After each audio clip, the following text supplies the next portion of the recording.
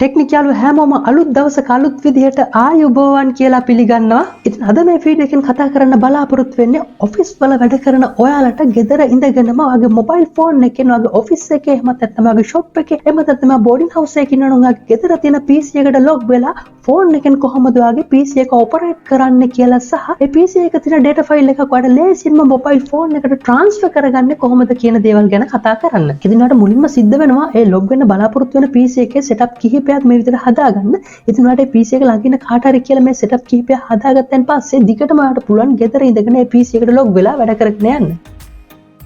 ඉතින් ඔයාලට මුලින්ම සිද්ධ වෙනවා ඔයා log වෙන්න බලාපොරොත්තු වෙන PC එකේ ඉන්ටර්නෙට් on කරගෙන Google ගිහිල්ලා TeamViewer කියලා මේ විදිහට search කරගන්න.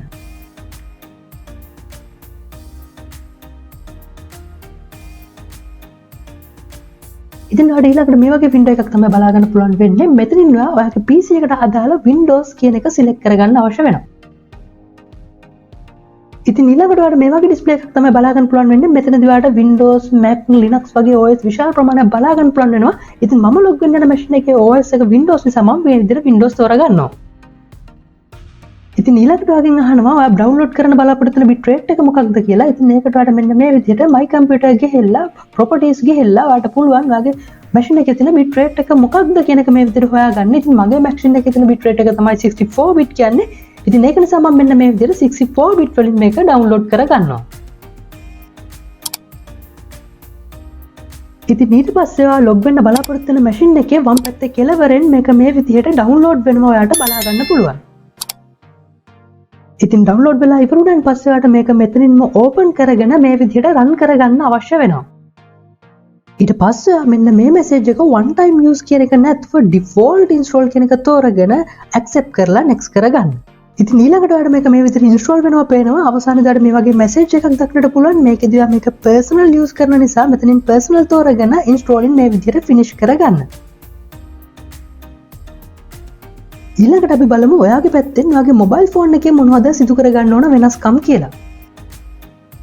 ඉතින් ඔයා ඊළඟට කරන්න ඕනේ ඔයාගේ ස්මාර්ට්ෆෝන් එක අරගෙන මුලින්ම ඉන්ටර්නෙට් කනෙක්ෂන් ඔන් කරගන්න අවශ්‍ය වෙනවා. ඊට පස්සේ Play Store open කරලා ඔයාට පුළුවන් මෙන්න මේ විදිහට TeamViewer Remote Control කියලා search කරලා ඒ එන app එක ඔයාගේ ෆෝන් එකට මුලින්ම install කරගන්න ඕන මෙන්න මේ විදිහට. ඉතින් මේ විදිහට install වෙලා ඉවරුණාන් පස්සේ ඔයාලට මෙතනින් මේක open කරගන්න පුළුවන් වෙනවා. ඊට පස්සේ ඔයා මෙන්න මේ message එකට agree වෙලා මෙතනින් get start කරගන්න. දැන් අපි ඔයාගේ mobile phone එක සහ PC එක setup කරගෙන අවසන්. ඉතින් ඊට පස්සේ ඔයාලට desktop එකේ මේ විදිහට TeamViewer open කරගන්න අවශ්‍යයි. එතකොට ඔයාලට දැක ගන්න පුළුවන් user ID එකක් සහ password එකක් මේ විදිහට. දැන් ඔයාගේ mobile phone එකේ TeamViewer remote open කරලා මෙන්න මේ user ID එක මෙතන type කරගන්න අවශ්‍ය වෙනවා.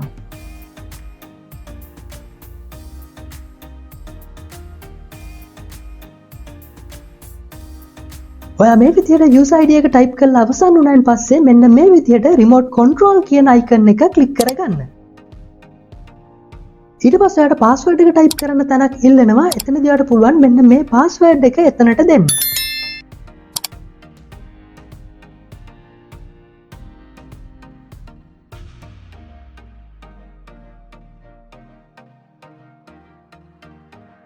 ඊට පස්සේ ඔයාලට මෙන්න මේ වගේ message එකක් තමයි display වෙන්නේ. ඔයා මෙන්න මේ message එක මෙතනින් continue කරගන්න.